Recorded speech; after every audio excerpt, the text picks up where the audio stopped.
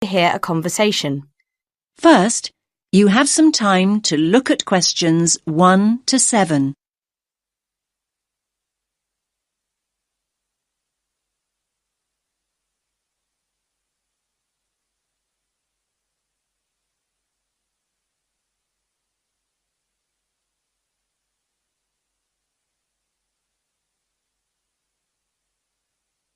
Listen carefully to the first part of the conversation and answer questions 1 to 7.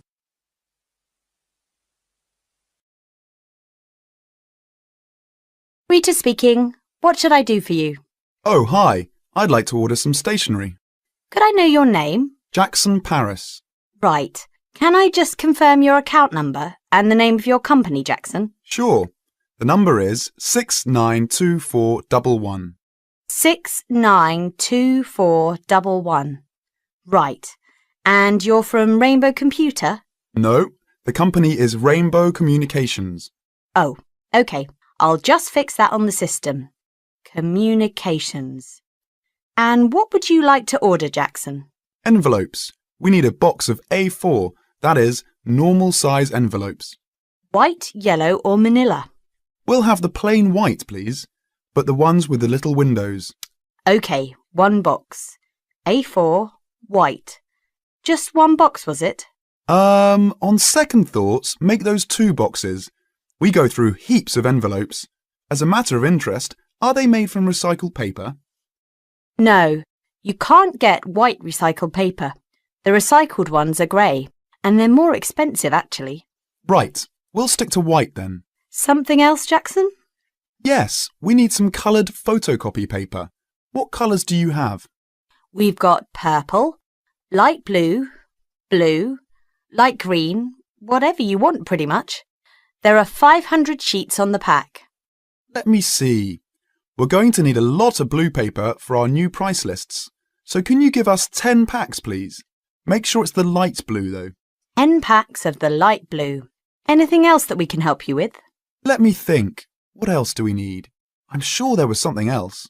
Pens, paper clips, fax paper, computer supplies, office furniture.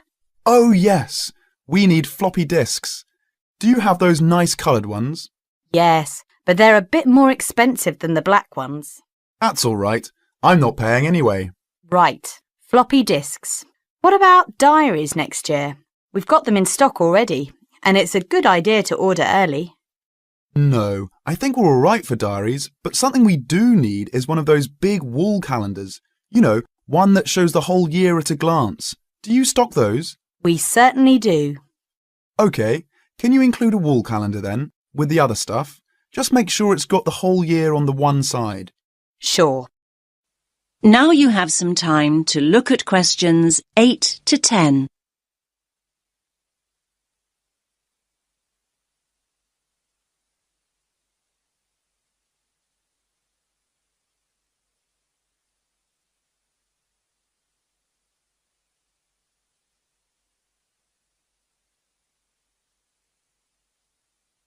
Now listen to the next part of the conversation and answer questions 8 to 10. And do you have a copy of our new catalogue? No, I don't. But would you send one? Yes, I'll pop one in with the order. You'll find it a lot easier to remember what you need if you have our catalogue in front of you next time. Yes, good idea. And when can you deliver this? Should be with you tomorrow morning. Can you make sure that it's not after 11:30 a.m? Because we have to go out at 12. There's only myself here on Fridays. Fine. I'll make a note in the delivery docket that they should deliver before 11:30. Thanks very much. Thanks.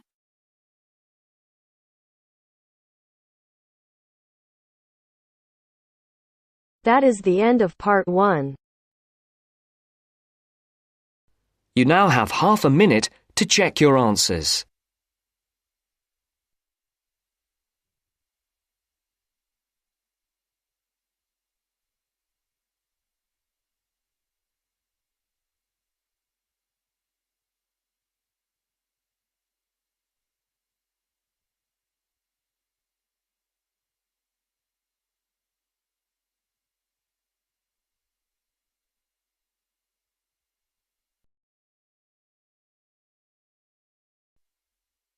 Now turns to part 2. Part 2. Listen to the conversation between two students, John and Carol. They have a list of the names of authors whose books have been given to the library. They have to classify the authors as writers of cookery, sports or travel books. First, you have some time to look at questions 11 to 15.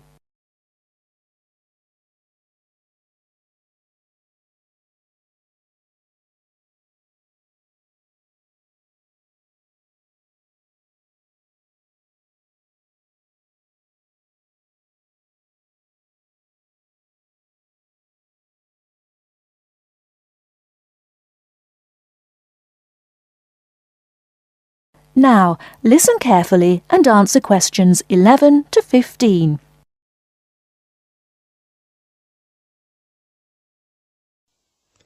This is a great collection of books, isn't it? Very impressive. Who gave them to us? Apparently the donor was a book reviewer. There are a lot of books about sport. Here's one, My Life in Cricket. Well, that's certainly sports. Who's the author? Peter Adams. He also wrote Journeys Through Spain. Did he? Peter Adams writes books on both sports and travel, so S.T. is written against his name. Now we shall begin. You should answer the questions as you listen because you will not hear the recording a second time. Now listen carefully and answer questions 1 to 8. This is a great collection of books, isn't it? Very impressive. Who gave them to us? Apparently the donor was a book reviewer. There are a lot of books about sport. Here's one, My Life in Cricket. Well, that's certainly sports. Who's the author? Peter Adams. He also wrote Journeys Through Spain. Did he? Next one is Stephen Bow. He wrote Summer Barbecues, Cooking for Singles, Dinners by Candlelight. Anything else? No. Do you have anything by Pam Campbell? Wanderings in Greece, My Life in Russia, Travels in the Amazon, and Pam Campbell's Guide to a Successful Trip. Sounds like she got around. My next one is C. Ketzik. He has a list of books about football, the World Cup, Heroes of the World Cup, Playing with the Round Ball, Soccer for Everyone. That's enough. He was a one-topic writer. Ari Hussein, however, wrote about cooking and travel. His series of cookbooks is called Living and Cooking in Spain, Living and Cooking in China, Living and Cooking in Brazil. He's been everywhere. I've got a specialist here, Sally Innes on tennis. Here are some of her titles. Improve Your Serve, Tennis for Everyone, Tennis Forever. Before you hear the rest of the talk, you have some time to look at questions 16 to 20.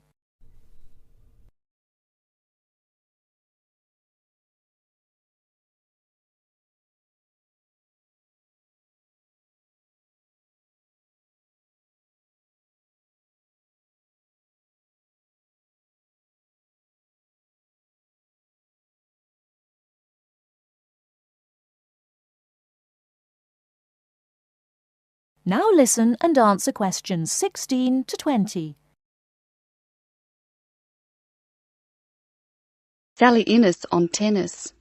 Here are some of her titles. Improve Your Serve, Tennis for Everyone, Tennis Forever. Meg Jorgensen has 3 books, one in each category. Cooking for Health, Sport is Good for You, and Travelling in Australia. A varied talent.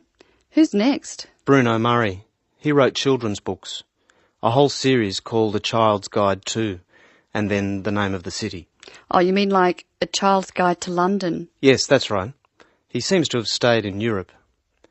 Ruby Lee, however, has just one book. It's called The Emerald Isle, and it's all about Ireland. Apparently she went around Ireland on foot. Jim Wells wouldn't like that. His books are all about motor racing. Nice photos of old racing cars. Don't you love the goggles on the driver? They do look strange, don't they? I think we're nearly finished. What did Helen Young write? Summer menus. Food for thought. She also did a book of Chinese recipes, Cantonese, I think. OK, that's dealt with the first box. Let's stop for a minute. That is the end of part 2. You now have half a minute to check your answers.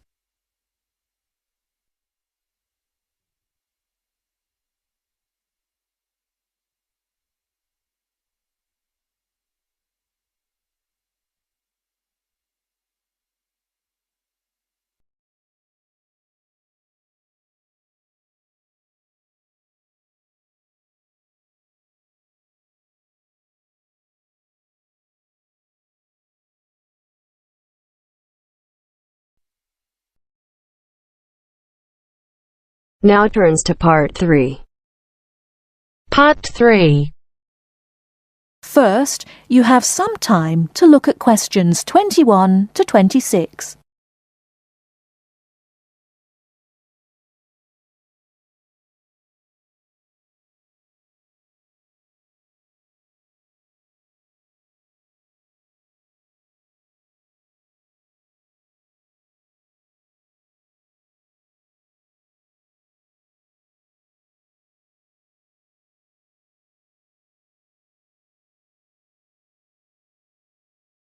Now listen carefully and answer questions 21 to 26. Hello, my name is Emiliano. I am a student here and I'd like to rent a house for 6 months. OK, well you've come to the right place. We specialise in short-term rental. First of all, I would like to get a few details from you. Can you give me your full name, please? Yes, it is Emiliano Nespla. And can you tell me your present address, please? Yes, it's 17 Middleway, Penrose. I'm living with a homestay family at the moment. That's great. Now, do you have any identification with you? Oh, and we will need a reference from someone who knows you here. Maybe your homestay family. Yes, okay. Here's my passport and the card from my language school. My referees can be Mrs. Alice Thompson. She's my homestay mother and she wouldn't mind, I'm sure. You can contact her at the same address as me, of course. OK. If we need to contact you, should we leave a message with your homestay? No, you can speak to me directly. My cell phone number is 021 548 3534. Great. Now, do you have a bank account? You will need to pay your rent by direct debit. You know, it will come out of your account automatically every month. Okay, I don't have my bank account details with me now, but I can get them and bring them back later today. That's fine. Now, can you tell me what kind of house you are looking for? Do you want to rent by yourself? No, I'm looking for a 3-bedroom house. I want to rent with my 2 friends. I will bring them in to see you later today. OK. And what areas are you interested in renting in? Well, here's a map. Can you see my school? I don't have a car, so I need to take some kind of public transport to school and I don't want to travel for more than 30 minutes each way. Do you think you have anything which is suitable? Yes, we do. Here is a list of available properties. I'll highlight the ones that could be of interest to you. Look at the map and go and have a look at the houses with your friends. Do you have a friend with a car? Yes, I do. Good. So go and look outside the houses. It will give you an idea of what the area is like. But remember, don't go into the garden or knock on the door. If you want to go in and have a look, let me know and we can arrange an appointment. Okay, can you give me an idea of price? Yes. If you look at the list, you can see the weekly rent written next to the house address. Oh yes, I can see it now. Do I need to pay anything else? Yes, you need to pay a deposit which you will get back when you move out, and you have to pay a non-refundable agent fee which is equivalent to 1 week's rent. You will have to pay your bills when they come in every month too, of course. Okay, well, thank you very much for your help. What time should I come back with my friends and my bank details? How about 2:30 this afternoon? That sounds good. Thank you for your help. I'll see you later. Thanks for coming in. Goodbye.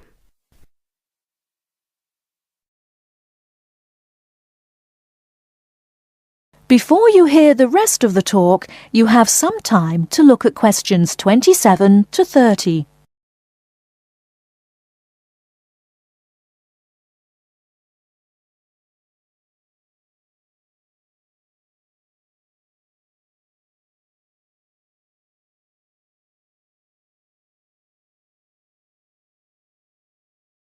Now listen and answer questions 27 to 30. Hey, don't throw that can away.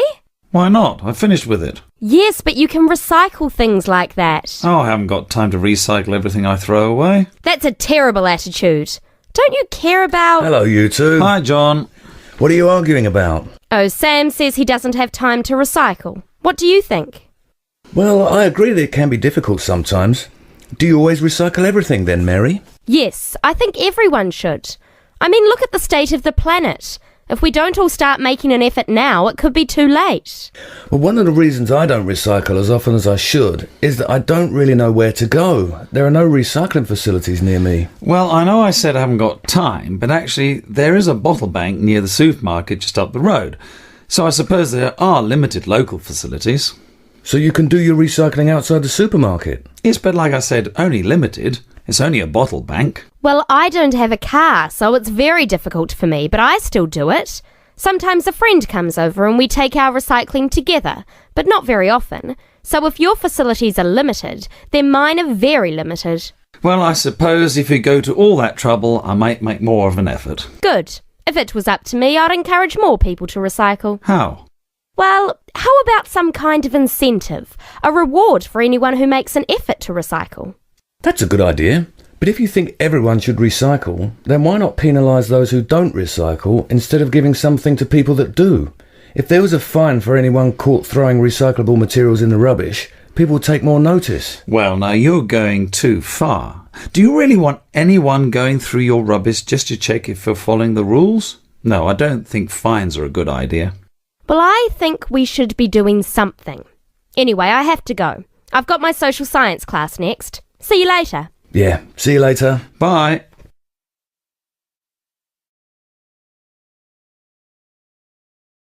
That is the end of part 3.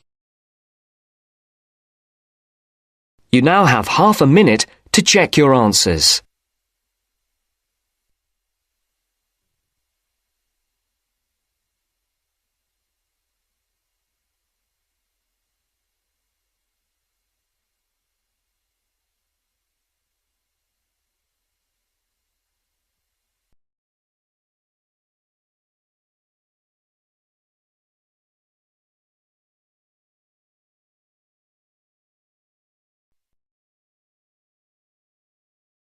Now turns to part 4.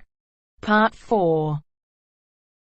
You will hear a talk about developments in public transport in large cities. First, you have some time to look at questions 31 to 40.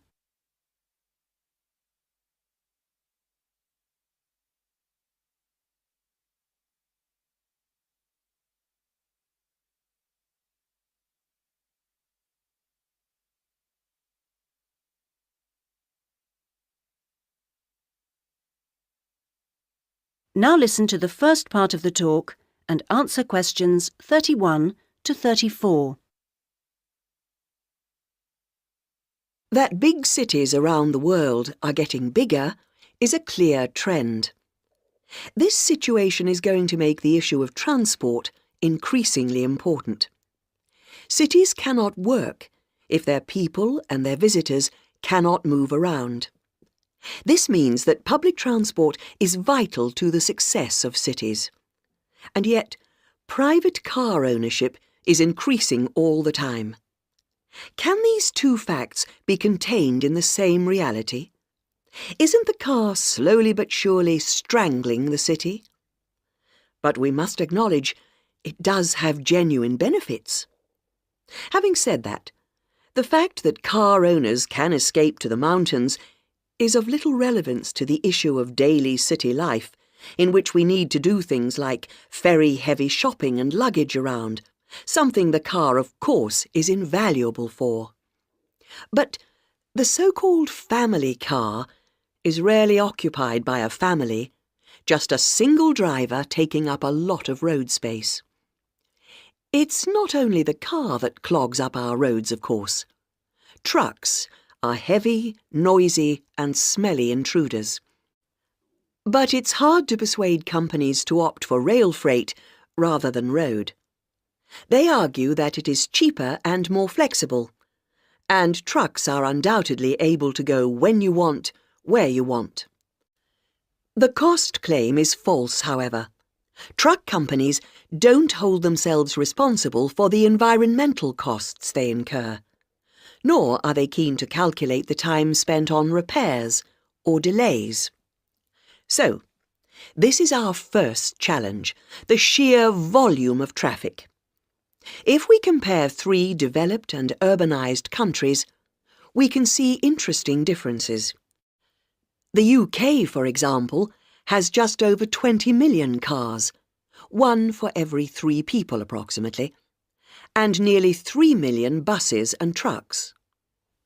These figures sound very high, but in fact the Netherlands, although only a little over a quarter the population, has more vehicles per head of population. Meanwhile, Germany, bigger than both other countries put together, actually outstrips either in terms of vehicles per head of population. Now, there is no correlation between these figures and the percentages of journeys made on public transport. This means that the route to better public transport use is not abolishing the car, but rather making public transport better. Not surprisingly, where people can choose, they choose the thing they prefer, not the thing they don't. How do people judge public transport? Well, a major survey was carried out this year, indicating that there are many aspects, from clean interiors of buses to the proximity of routes to homes and workplaces. Fare prices is a complex issue and needs to be accounted with car costs. What people seem to find most frustrating is scheduling. If the route doesn't pass their departure point when it suits them, they'll drive instead. The issue of personal safety seems to have reduced in urgency with better lighting at stops and CCTV. Now, various measures are being taken in a number of major cities, all designed to increase the appeal of public transport and thus to persuade car users to leave their cars behind and free up the city's roads. Among these is bringing in smart cards.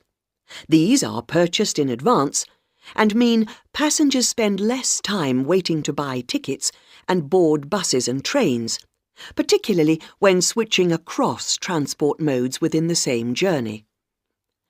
Another initiative is the use of computers in managing scheduling with greater efficiency. But such logistical measures are not sufficient in themselves, and indeed the benefits that they bring are often less apparent to passengers than to transport managers. From the passenger's point of view, the fact that buses are becoming more comfortable is significant, because it brings them more in line with the car. Delays and diversions are, of course, deeply irritating for passengers.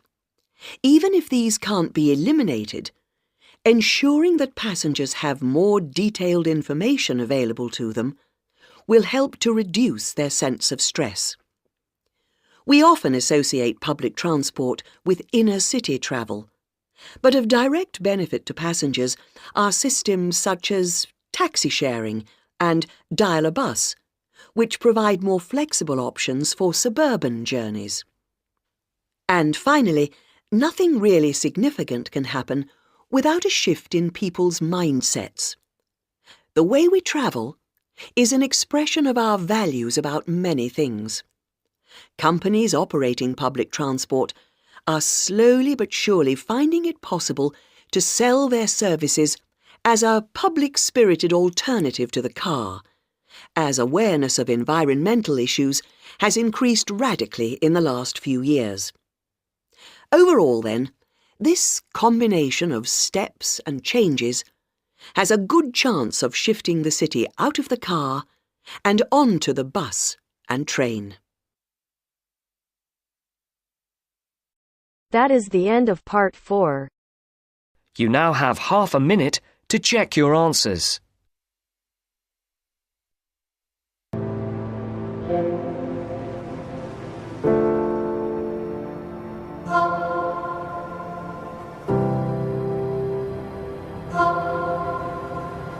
you.